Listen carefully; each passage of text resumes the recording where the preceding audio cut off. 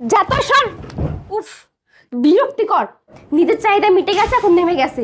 আমার কি কোনো চাহিদা নেই? আমি কি কোনো মেয়ে না? আচ্ছা, তুমি কি আমার মনের অবস্থাটা বুঝতে পারছো না আমি কি চাচ্ছি? আসো না। উফ, এত রাতে কি শুরু করেছো বলো তো? এখন রাত অনেক বেজে গেছে, ঘুমিয়ে পড়ো না। আর আমি কি ফুরিয়ে যাচ্ছি নাকি? এখন ঘুমাও তো। উফ, তাহলে বিয়ে কেন করেছিলে আমাকে? বিয়ে করার আগে মনে ছিল না যে তুই দিতে পারবি না? আমার জীবনটা নষ্ট করার দরকার ছিল কি? তোকে বলে কি হবে? তোর সংসারে আমি আর করবো না, থাক তুই তোর মতো। কিরে বান্ধবী, কেমন আছিস? এত জরুরি ভাবে ফোন করে ডাকলি কেন? কোনো প্রবলেম? আর তোর মন খারাপ কেন? কি হয়েছে বলতো আমাকে। ও বান্ধবী, তুই আসছিস?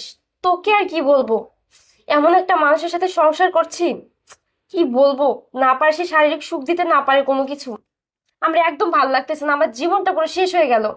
কি করব বুঝতে পারতেছি না। আরে বান্ধবী, কি বলিস? এটা কোনো সমস্যা হলো? তাহলে তুই শোন, এদিকে আয়।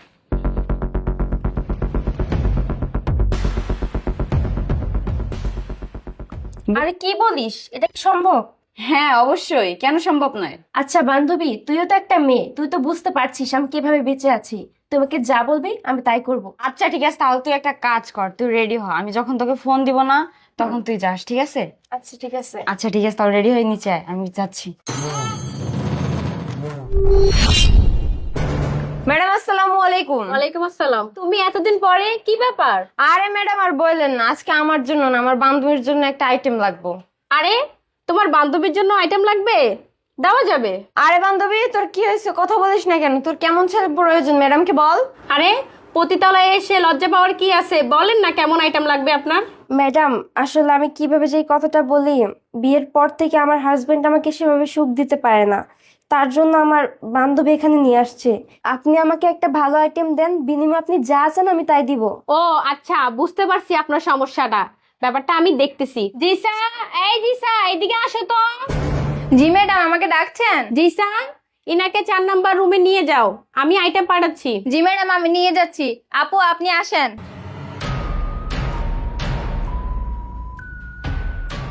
আসেন আপু, আসেন। আপু আপনি এখানে উঠে বসেন, আমি যাচ্ছি।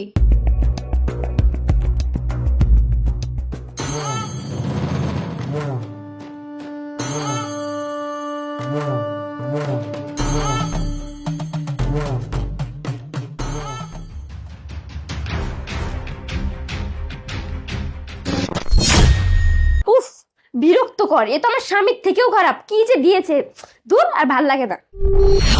উফ, এই আপনার আইটেম? এ তো আমার স্বামীর থেকেও খারাপ।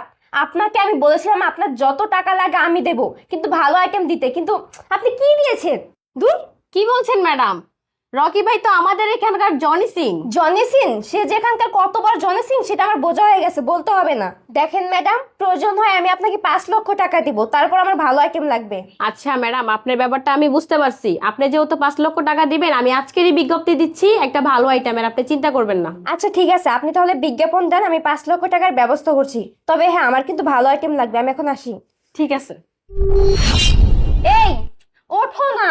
আরে কি হয়েছে? এত রাত্রে কি শুরু করেছো? তোমার সাথে আমার কথা আছে। কি কথা বলবে? এটা তো কালকেও বলা যেত। না, এক্ষুনি বলতে হবে। কি বলবে এত রাতে? বলো না, কি হয়েছে বলো। আচ্ছা শোনো, আমার 5 লক্ষ টাকা লাগবে।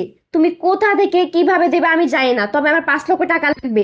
আর তুমি যদি আমাকে 5 লক্ষ টাকা না দিতে পারো, আমি তোমার সংসার করবো না। আর কি বলছো তুমি? তোমার মাথা ঠিক আছে? 5 লাখ টাকা কি করবে তুমি? দেখো, আমি এত কথা শুনতে চাচ্ছি না, আমার টাকা লাগবে তো লাগবে। তুমি এমন ভাবে কথা বলছো কেন? তোমার 5 লক্ষ টাকা লাগবে, আমি ঠিক আছে দেব, কিন্তু তুমি কি করবে এত টাকা দিয়ে? সেটা তোমার শুনতে হবে না, আমি টাকা দিয়ে কি করব। তবে হ্যাঁ, তুমি যদি আমাকে সত্যি ভালোবেসে থাকো, তাহলে কালকের মধ্যে আমাকে টাকাটা দিবা। আচ্ছা ঠিক আছে, আমি টাকা দেব।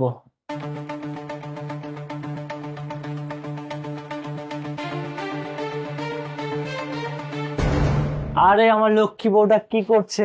আরে রাখো তো, আমার টাকা কই? আরে আমি তোমাকে বলেছিলাম না, আমি তোমাকে ভীষণ ভালোবাসি। আর আমার ভালোবাসার মানুষের জন্য সামান্য 5 লাখ টাকার ব্যবস্থা করতে পারবো না? এটা যে তুমি কি বলো? সত্যি বলছো সূর্য? তুমি আমার জন্য 5 লাখ টাকার ব্যবস্থা করেছো? আরে হ্যাঁ, এই যে দেখো, তোমার 5 লক্ষ টাকা। সূর্য, তুমি আমাকে এত ভালোবাসো? আই লাভ ইউ সূর্য।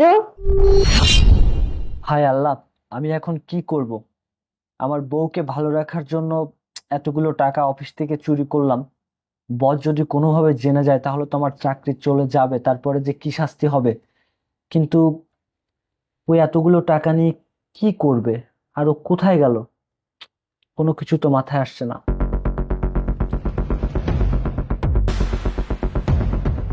আরে এটা কি? শারীরিক সুখ দিতে চাইলে 5 লক্ষ টাকা পুরস্কার। আচ্ছা ঠিক আছে, আমি এই নাম্বারে কল দিয়ে দেখি। হ্যালো ম্যাডাম, আপনারা একটা বিজ্ঞাপন দিয়েছিলেন। হ্যাঁ হ্যাঁ হ্যাঁ, আমি সেই বিজ্ঞাপনটা দেখেই ফোন করেছি। আচ্ছা ঠিক আছে, আমি আসছি। ম্যাডাম কেমন আছেন? জি ভালো আছি।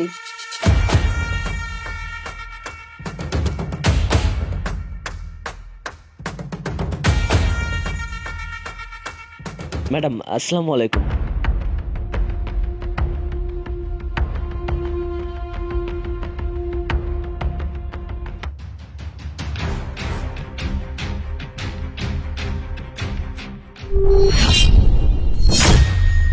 রাজিয়া, তুমি এখানে?